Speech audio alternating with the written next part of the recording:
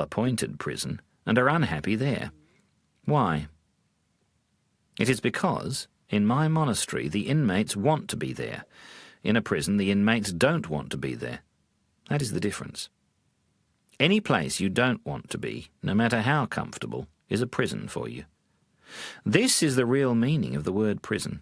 Any situation where you don't want to be. If you are in a job where you don't want to be, then you're in a prison. If you're in a relationship where you don't want to be, you are also in a prison. If you are in a sick and painful body where you don't want to be, then that too is a prison for you. So how do you escape from the many prisons of life? Easy. Just change your perception of your situation into wanting to be there. Even in San Quentin, or the next best thing, my monastery, when you want to be there, then it is no longer a prison for you. By changing your perception of your job, relationship, or sick body, and by accepting the situation rather than not wanting it, then it no longer feels like a prison. When you are content to be here, then you are free. Freedom is being content to be where you are. Prison is wanting to be somewhere else. The free world is the world experienced by one who is content.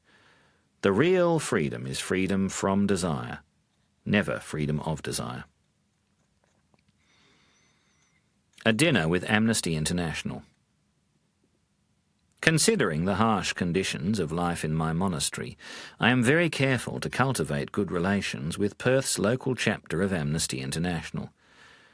So when I received an invitation to a dinner hosted by Amnesty International to celebrate the 50th anniversary of the Universal Declaration of Human Rights, I sent them the following reply.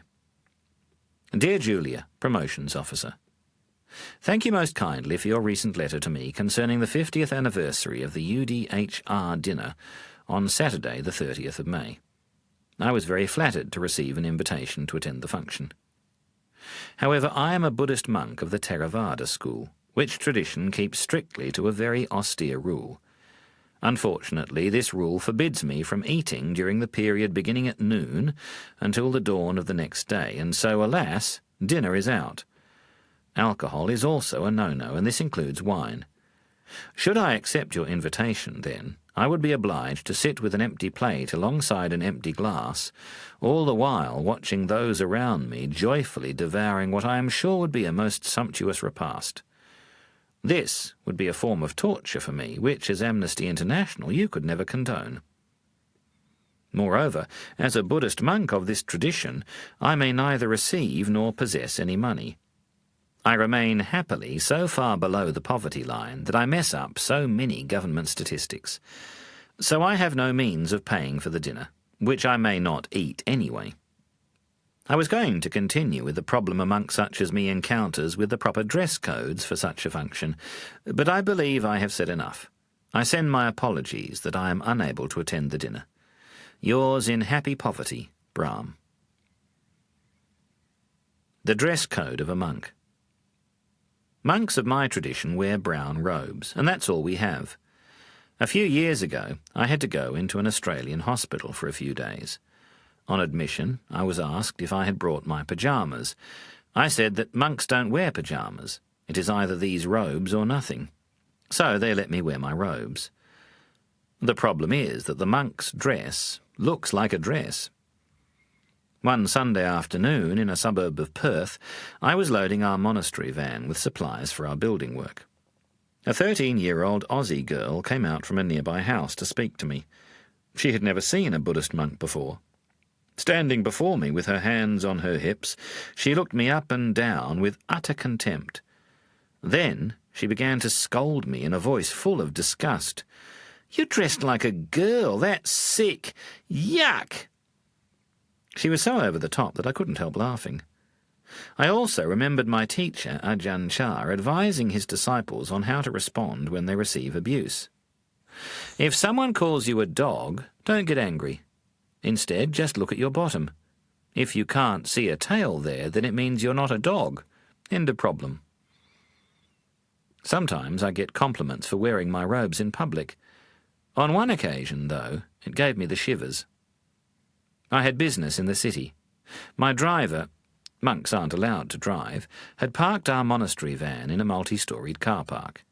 He announced that he was desperate to go to the toilet, but because he thought that the car park toilets were dirty, he wanted to use the conveniences in a nearby cinema foyer. So, as my driver was attending to nature's business inside, I was waiting outside the cinema, standing in the busy street in my monk's robes. A young man approached me, smiled sweetly, and asked me if I had the time. Monks like me are very innocent. I have lived in a monastery for most of my life. Also, since monks don't wear wristwatches, I had to politely apologize that I did not know the time. He frowned and began to walk away. When he had gone only a few paces, it suddenly hit me what the guy had meant. "Have you got the time?" is probably the oldest pick-up line in the book. I was to find out later that I had been left standing in one of the most popular meeting places for gays in Perth. The gay man turned around to look at me again and said in his best Marilyn Monroe voice, "Oh, but you do look beautiful in those robes." I confessed to breaking out into a sweat. Just then my driver emerged from the cinema foyer to rescue me. From that time on, we used the car park toilets. Laughing at yourself. One of the best pieces of advice I received as a young schoolteacher was that when you make a mistake and your class starts laughing, then you laugh too. That way your students are never laughing at you but with you. Many years later, as a teaching monk in Perth, I would be invited to high schools to give a lesson on Buddhism. The teenage Western school kids would often test me out by trying to embarrass me. Once, when I asked for questions from the class,